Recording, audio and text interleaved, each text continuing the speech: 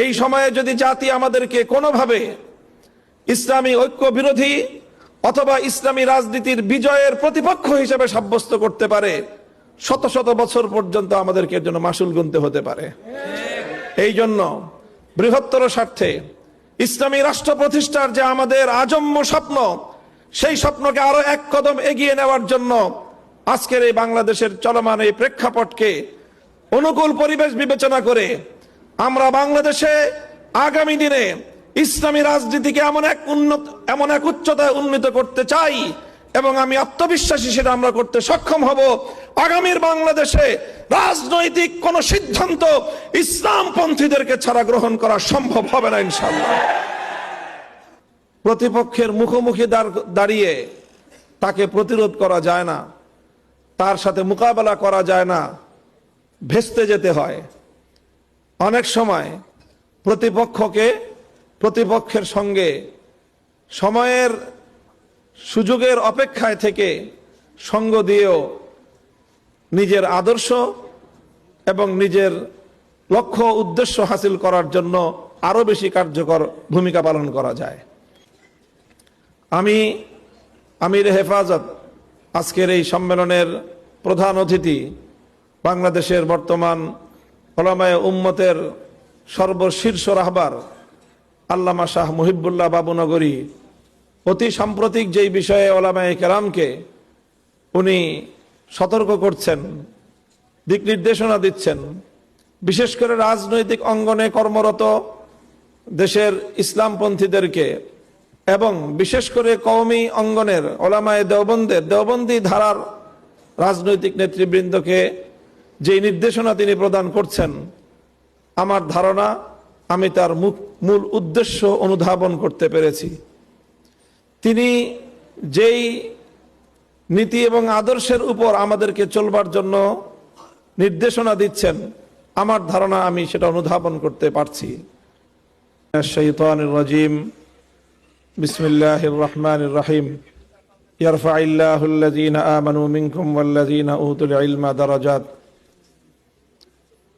সাতলুবু বু'দাদ দারি আনকুম লিতাকরুবু ওয়া তাসকুবু আইনায়াদ দুমুআ লিতাজমুদা।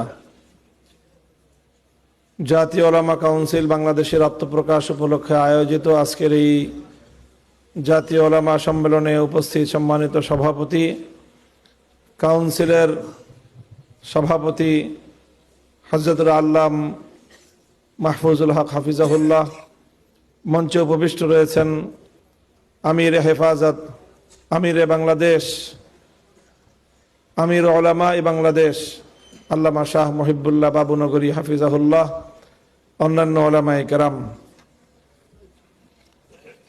জাতীয় ওলামা কাউন্সিল বাংলাদেশ প্রতিষ্ঠার উদ্দেশ্য এবং তাদের লক্ষ্য কর্মসূচি সম্পর্কে আমাদেরকে সংগঠনের পক্ষ থেকে ধারণা দেওয়া হয়েছে। সংগঠনের দায়িত্বশীল বৃন্দ আমাদেরকে সেই বক্তব্য রেখেছেন। আমি মনে করি আমরা যারা বাংলাদেশের বিভিন্ন সেক্টরে যার যার মতো কাজ করছি, বিশেষ করে রাজনৈতিক অঙ্গনে আমরা যারা বিভিন্ন সময় দায়িত্ব পালন করছি, ভূমিকা পালন করছি, আমাদের জন্যও এখানে কিছু দিক নির্দেশনা রয়েছে। তার মধ্যে অন্যতম একটা নির্দেশনা আমি পেয়েছি, সেটা হলো আমরা আমাদের দলীয় যার যার রাজনৈতিক কৌশল থেকে আমরা আমাদের কর্মসূচি কর্মপন্থা নির্ধারণ করব। তবে আমাদের অন্যতম একটা মৌলিক কর্মপন্থা এটা হওয়া উচিত যে মৌলিক ক্ষেত্রে আমাদের যাদের মধ্যে পারস্পরিক বিরোধ নেই, রাজনৈতিক ডামাডোলে গিয়ে আমরা যেন পরস্পরের বিরোধী হয়ে না দাঁড়াই। আমি আজকে এই জাতীয় ওলামা কাউন্সিলের মঞ্চে দাঁড়িয়ে আমি এবং আমার সংগঠন বাংলাদেশ খেলাফত মজলিস দায়িত্বশীল হিসেবে আমি এই প্রত্যয় ঘোষণা করছি যে ইনশাআল্লাহ আমরা জাতীয় ওলামা কাউন্সিলের পক্ষ থেকে ঘোষিত এই নীতি এবং আদর্শ অক্ষরে অক্ষরে পালন করার চেষ্টা করব। যদি আমার দ্বারা অথবা আমাদের সংগঠনের যে কোনো দায়িত্বশীলের দ্বারা যদি এর ব্যত্যয় ঘটে, তাহলে আমরা জাতির কাছে এর জন্য জবাবদিহিতা করতে, ভুল হলে আমরা ক্ষমা প্রার্থনা করতে বাধ্য থাকবো ইনশাআল্লাহ। আমি আমির হেফাজত আজকের এই সম্মেলনের প্রধান অতিথি, বাংলাদেশের বর্তমান উলামায়ে উম্মতের সর্বশীর্ষ রাহবার আল্লামা শাহ মুহিবুল্লাহ বাবুনগরী অতি সাম্প্রতিক যেই বিষয়ে উলামায়ে কেরামকে উনি সতর্ক করছেন, দিক নির্দেশনা দিচ্ছেন, বিশেষ করে রাজনৈতিক অঙ্গনে কর্মরত দেশের ইসলামপন্থীদেরকে এবং বিশেষ করে কওমি অঙ্গনের উলামায়ে দেওবন্দি ধারার রাজনৈতিক নেতৃবৃন্দকে যে নির্দেশনা তিনি প্রদান করছেন, আমার ধারণা আমি তার মূল উদ্দেশ্য অনুধাবন করতে পেরেছি। তিনি যেই নীতি এবং আদর্শের উপর আমাদেরকে চলবার জন্য নির্দেশনা দিচ্ছেন, আমার ধারণা আমি সেটা অনুধাবন করতে পারছি। সেই জায়গা থেকেই আমি আমার বক্তব্য প্রদান করছি। সাআতলুবু বুআদাদ-দারি আনকুম লিতাকরুবু ওয়া তাসকুবু আইনা ইয়াদ-দুমুআ লিতাজমুদা। অনেক সময় প্রতিপক্ষের মুখোমুখি দাঁড়িয়ে তাকে প্রতিরোধ করা যায় না, তার সাথে মোকাবেলা করা যায় না, ভেস্তে যেতে হয়। অনেক সময়